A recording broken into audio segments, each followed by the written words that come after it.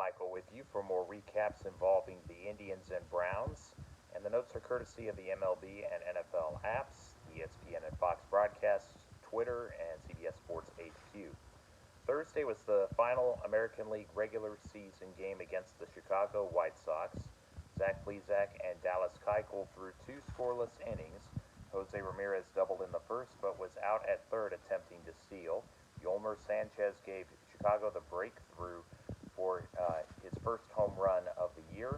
Cleveland responded in their half of the third as Cesar Hernandez's ground rule double scored Francisco Lindor from first.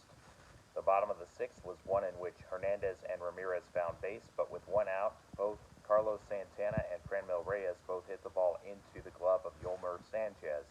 The White Sox took their second lead thanks to Yoan Moncada's third triple of the year. He would come home after Yasmani Grandal grounded out to the right side to Santana. Plesac could not find the command versus Jose Abreu, and Eloy Jimenez put two in scoring position with just one down. Edwin Encarnacion went down on strikes, but Nomar Mazara kept the inning going with an RBI single to plate two. Both starters would soon leave the game in what turned out to be a memorable seventh inning. Down 4-1, the Indians picked up three straight singles by Josh Naylor, Tyler Naquin, and Mike Freeman. Pitcher Jimmy Cordero then got help from his teammates as Delino DeShields grounded to Moncada, who threw to Grandal for the out at home. Adam Engel caught Lindor's fly ball for the second out. Hernandez was back at the dish to face new pitcher Carlos Rodon. His hit to right field drove in two, which cut the Cleveland deficit to one. Then Ramirez went to center field for an extra base hit, and another two came home to give the Indians a 5-4 lead. Cam Hill retired his allotted three, as did Brad Hand, to get the save. Hill, with his eighth inning, went to 2-0, while Rodon blew his first save and went to 0-2. Friday, the Pittsburgh Pirates were in town as Mitch Keller opposed Carlos Carrasco. Kelly walked Lindor, Hernandez, and Ramirez in the bottom of the first. Though Santana hit into a double play, a run came across. The Indians tried to add to it in the third as Lindor took base on balls, later swiping second. After the next two batters of Hernandez and Ramirez came up, the inning was left to Santana as he and Reyes subsequently walked. Naquin's line drive found the leather of Colin Moran, moving the game to the top of the fourth. Carrasco struck out Moran as the second out of the frame. However, Josh Bell hit his way onto first, and Gregory Polanco connected on his seventh home run to put the visiting team ahead 2-1. Carrasco and Keller pitched well. The sixth inning commenced with Adam Frazier's single and walks to Ke'Bryan Hayes, and Moran filled the bases. Carlos got Bell to chase for an important first out, then he got Polanco to ground into a double play. Nick Turley and Phil Maton each recorded three outs, and the game went to the bottom of the seventh. With Sam Howard in for the Pirates, Sandy Leon and Delino DeShields got on base, but Lindor and Hernandez could not provide the big hit. Oliver Perez entered the frame with one out, but gave up hits to Adam Frazier and Ke'Bryan Hayes, and it was a two-run game in the front half of the eighth. Ke'Bryan moved to second on Moran's ground out, but then Bell was given the free pass, which put two on for Gregory Polanco. DeShields was in position to retire him for the third out. Chris Stratton sat down Ramirez, Santana, and Reyes, meaning it was time for Adam Plutko. After the second out, Jared Oliva had a base hit and stole second. Tyler Naquin made sure the score didn't change as he caught Jacob Stallings' line out. Naquin drew a walk to lead off the bottom of the ninth. After Jordan Luplow's double, it was 3-2. Mike Freeman hit for Sandy Leon, but could not hit the ball far enough as he was the first out of the half inning. DeShields was next up, and his hit to center field tied the game at 3. After Lindor had to go back to the dugout, Delino took second on a wild pitch. Hernandez completed the comeback with his 20th double, and Cleveland walked off with a 4-3 win. Plutko evened his mark to 2-2, while Stratton lost for the first time as he could not get the save. Saturday, Pittsburgh took the lead as Hayes and Moran recorded one-out hits in the top of the first for a 1-0 lead against Aaron Civale. Josh Bell added a hit, but neither Polanco nor Brian Reynolds could prolong the inning. Jose Ramirez provided a double in Cleveland's first inning, but Carlos Santana flew out and the threat was gone. Jose Osuna hit a deep ball to right, which increased the Pirates' lead to 2. Then, in the third, the road team would break the game open. Hayes and Bell each hit the ball to right field, which plated a run. 2 batters later, Reynolds went yard for his 7th of the year against Joe Musgrove. Cleveland tried to get something started as Lindor went for 2 bases, but Osuna's throw to Frazier was on time and he applied the tag. The game would move over to the 4th inning. Singles by Jacob Stallings and Ke'Bryan Hayes set the stage for Colin Moran. His launch made it 8 runs without reply. Triston McKenzie would pitch the 5th and 6th innings before giving way to Logan Allen. Musgrove was dialed in for the Pirates and would go 7 innings, which earned him his first win in 6 decisions. Savali went to 4 and 6. As for the rest of the game, Allen worked around an Osuna double and walked to Stallings by getting the fly ball out off of the bat of Frazier in the top of the 8th. Jordan Luplow earned a double off Nick Tropiano, but Mike Freeman, DeShields, and Austin Hedges could not get on base. Allen struck out Colin Moran, Jared Oliva, and Polanco after yielding an extra base hit from Hayes in Pittsburgh's 9th. Cesar Hernandez and Franmil Reyes did get on base versus Dovdas Neverauskas, but Oscar Mercado could not get a consolation run as the game finished 8-0. Sunday was the 60th and final game of the regular season. There was more offense from the home team in this one. Cal Quantrill went back to the hill in the 2nd inning after Cleveland left 2 base runners in the bottom of the 1st. With 2 down, Santana's fielding error put JT Riddle on, and the Pirates took the lead on Jose Osuna's base hit. It stayed 1-0 until the top half of the 3rd as Hayes connected on a home run. Cleveland was able to respond with 2 of their own. Hernandez hit a 1-out single, then advanced to second later. Santana stepped to the dish next and hit his 8th long ball of the season to square the game. Phil Matone did his part in pitching through the 4th, and Cam Hill got the ball in the next frame. Osuna hit a home run to put Pittsburgh up 3-2. Hill was chased out of the game after Frazier doubled, and Hayes was intentionally walked. Oliver Perez came out of the bullpen, and though he got Colin Moran to ground into a forced play at second base, a run scored. J.T. Brubaker, who started the game, kept pitching well. His team would add 1 more in the 6th, with Nick Whitgren on the mound. Riddle, Osuna, each hit their way on base. Then Andrew Susac took ball 4, which set up Frazier's RBI double and a 4-run disparity. Susac was stranded at 3rd after Hayes and Moran retreated to the dugout. Jose Ramirez led off the Cleveland 6th on a ground rule double. Following Santana trotting to first after ball 4, Franmil Reyes stood in the batter's box. His 9th home run cut the deficit to 6-5.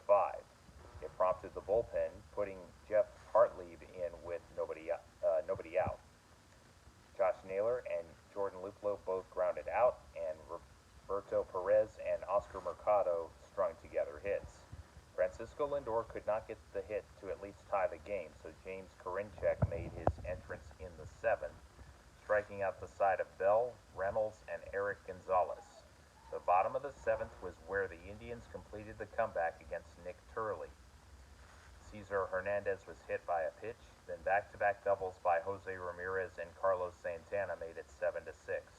A wild pitch put the first baseman at 3rd, and Franmil Reyes hit a sacrifice fly to put Cleveland up 2.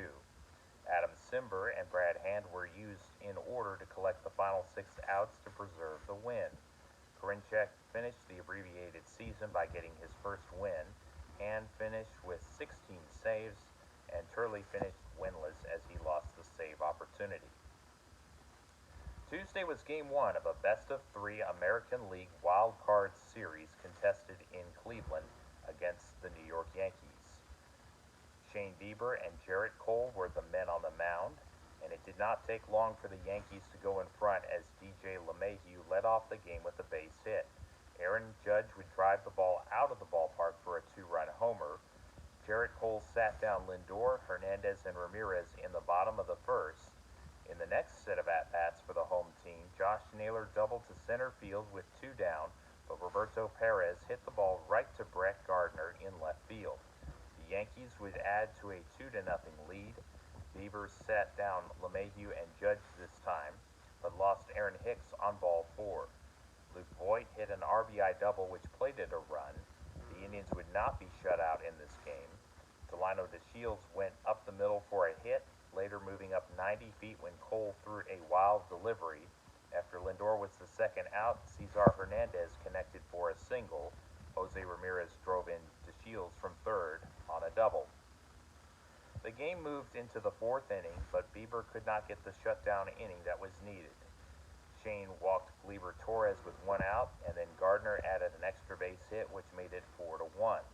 After Kyle Higashioka and LeMahieu each drove in singles for New York's fifth run, Bieber then turned aside Judge and Hicks. With one away in the bottom of the fourth, Josh Naylor got the better of Cole by going deep to right center field. Still, the problem in the series was pretty clear. The Yankees' bats would prove to be too much even for Cleveland's great pitching. With two down in the top of the fifth, the third out to finish off a zero in the inning column of New York proved elusive. Voit and Stanton were the first two outs. Then Gio Urshela hit a single. Then Torres hit it out in center field for another two spot. That would prove to be the end for Bieber. After that, everyone was retired in order by Cole and Phil Maton. Then in the seventh, Adam Cimber was the new hurler. He lost Hicks, then Voit put two runners on with his hit. After Giancarlo Stanton and Urshela each got productive outs, Hicks stepped on the plate for the eighth Yankees run. Torres went to center field to push another one across. Cimber exited for Cam Hill, and things would go further south. Gardner's ball cleared center field as the route was on. Jarrett Cole lasted 7 innings as Luis Cessa ended up pitching the final 2 innings. Stanton hit another deep ball in the ninth to make it 12-2. Oliver Perez came on after Torres' base hit. Though Gardner's hit put 2 on, Higashioka would be the final out. A double by Josh Naylor and single by Tyler Naquin finished off the scoring as Cleveland scored their third run in the bottom of the ninth. Cole fanned 13 in the win. Bieber sat down 7 in the loss. Wednesday, Cleveland tried to stay alive and force a rubber match on Thursday in Game 2. Carlos Carrasco and Masahiro Tanaka were the starters for this memorable encounter on Carnegie Avenue. The start of the game was delayed, but when it got underway, the Indians got to enjoy their first lead of the series. Back-to-back doubles by Cesar Hernandez and Jose Ramirez did just that. The skies opened up, but the home team seemed unaffected by it in the early going. Franmil Reyes walked with 2 away, then Josh Naylor drove in 2 with his extra base hit to center. Roberto Perez followed it up with a single to left. Still, a 4-run lead was not going to feel truly safe against the Yankees. Giancarlo Stanton left the yard again as the second batter of the top of the second. A sign that the game was ready for some twists and turns came 2 innings later. It started with Aaron Hicks's triple. Carlos then put Luke Voit and Stanton on base, and the 33-year-old took no further participation, giving way to James Karinchak. The move proved costly as Gio Urshela, a former Cleveland player, hit a grand slam to give New York their first lead in Game 2. Torres and Gardner each took ball 4, and Phil Maton was somehow able to get 3 outs to avoid more runs allowed. DeShields tried a bunt to the right side to catch Tanaka and Voit off guard, but it was not to be. Delino was the last out of the 4th inning. New York would manufacture a 6th run. After Hicks walked, Luke Voit recorded a double. All Stanton needed was a sacrifice fly to get Aaron in from third. Later, Voit was out at the plate as Urshela got on first on a fielder's choice. Gio then went to second on a balk by Maton. Torres would ground out to end the inning, and at the midway point, it was 6-4. Francisco Lindor came up with a big hit which went for 2 bases. After Cesar Hernandez walked, Chad Green came in to face Jose Ramirez. The third baseman doubled to tie the game. The Yankees challenged Hernandez's touching of home plate, but the call stood. New York got both runs back in their next turn to bat. Triston McKenzie yielded a walk to Brett Gardner. Then a Gary Sanchez drive reached the seats in right field. Perez and DeShields did reach in the sixth, but Zach Britton, with two down, faced Lindor, his first batter. A double play ended the threat. McKenzie and Nick Wittgren navigated through traffic on the base paths to keep the margin two going into the bottom of the seventh. Things got crazy as with two outs, Santana and Reyes each walked, but then the decision by Sandy Alomar to have Jordan Luplow pinch hit for Josh Naylor seemed very questionable at the time. But the move produced fruit, as it turned out, as the left fielder would hit a game-tying double. Roberto Perez was hurt after getting hit by a pitch. He would leave the game after the inning concluded. Tyler Naquin grounded into a force play at second, and the game went into the eighth, even at 8. Wittgren walked two but wiggled out of trouble. Jonathan Loaisiga, who pitched the seventh, put DeShields and Lindor on, giving way to Aroldis Chapman. Hernandez then hit an RBI single to give Cleveland the lead with nobody out. Jose Ramirez swung at strike three. Then Urshela had to make a diving play to start a double play to DJ LeMahieu to Mike Ford. Hernandez and Santana were both retired. Brad Hand, who was perfect in save opportunities, picked a bad time to have his first blown save. He walked Stanton, then Urshela and Torres each hit singles.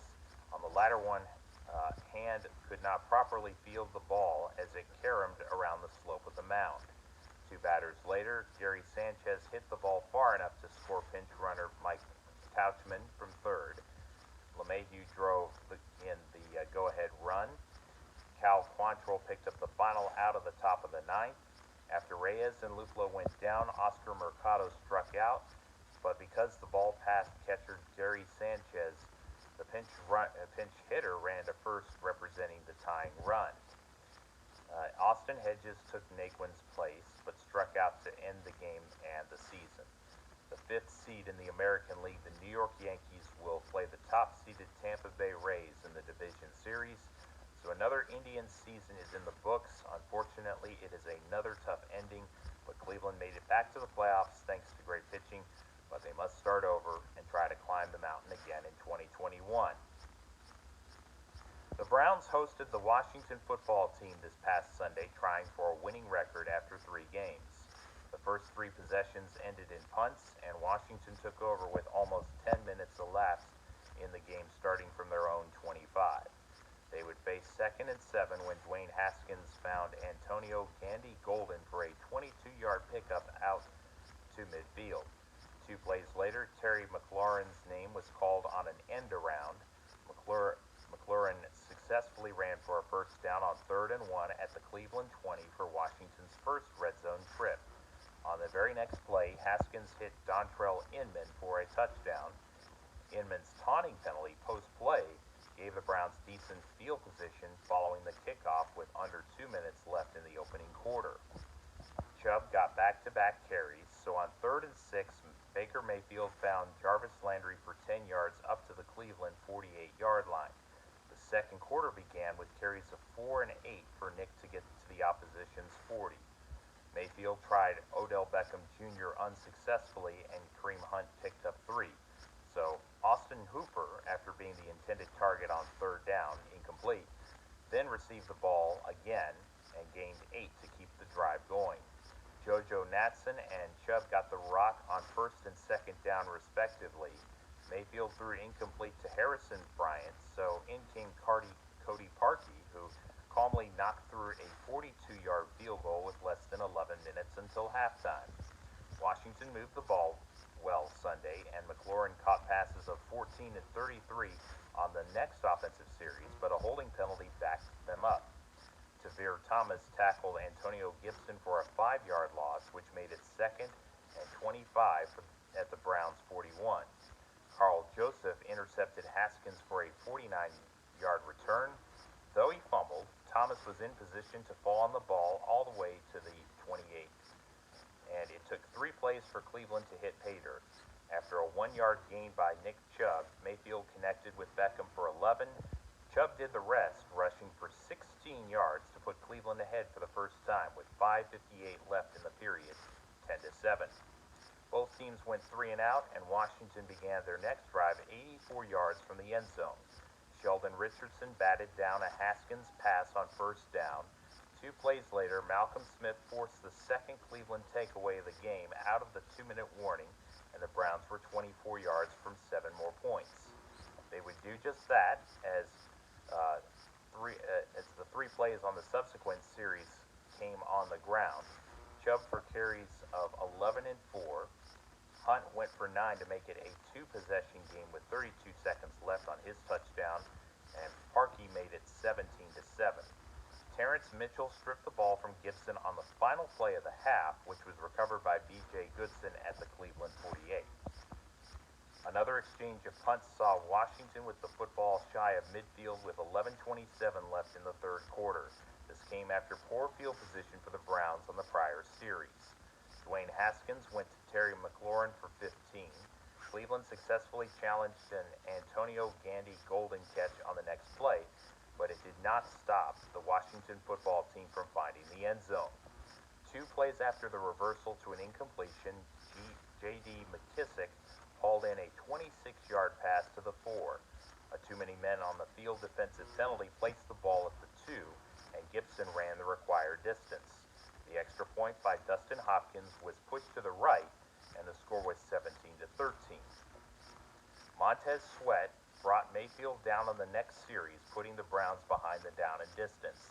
After a 3 and out like last time, Washington began at their own 46. Methodically, they moved the ball downfield with McKissick, Isaiah Wright, Gibson, McLaurin, Logan Thomas, and Inman, who all contributed with short runs and passes. 2 plays before the Haskins to Inman 11-yard score, the former Ohio State quarterback recovered his own fumble, which kept the drive alive, and Washington scored to go up 20-17 with 2:20 left in the third quarter. The biggest series of the game occurred as Kareem Hunt gained 5, but then Sweat tackled him for a 7-yard loss. It was 3rd and 12, and another short series would give more momentum to the visitors. Instead, Cleveland stepped up. Mayfield connected to Beckham for 15 to the Cleveland 38. Baker then went to Andy Janovich for a baker's dozen on the last play before the fourth quarter. Chubb toted the rock for the next 2 plays for 6 and 25, getting the Browns inside the red zone. Hunt gained nothing on the next play, but got 9 and 4-yard advances to create a goal-to-go situation. Hunt was held at 2 by Ryan Kerrigan. Then on the next play, Harrison Bryant was open in the end zone for a 3-yard touchdown reception, putting the home team back in front. Parkey's extra point made it 24-20 with 11:14 remaining in regulation.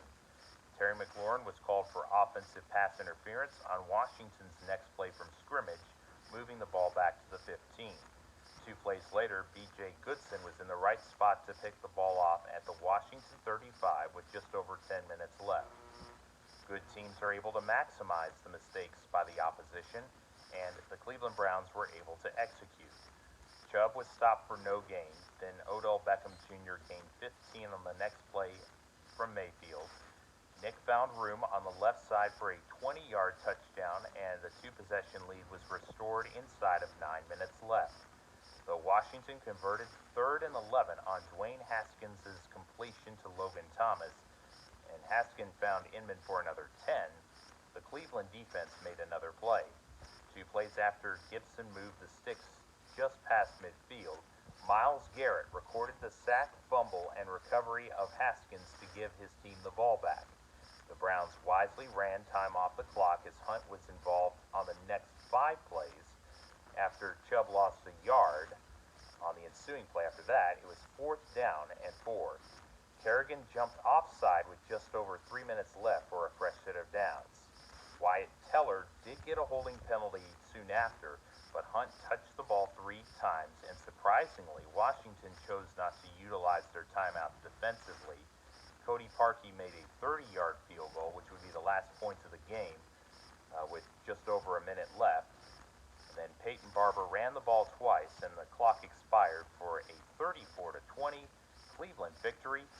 The Fox broadcast showed a statistic which had been the longest active streak, the Browns I'm talking about, of 84 straight games in which they did not have a winning record. Thankfully, that was put to rest.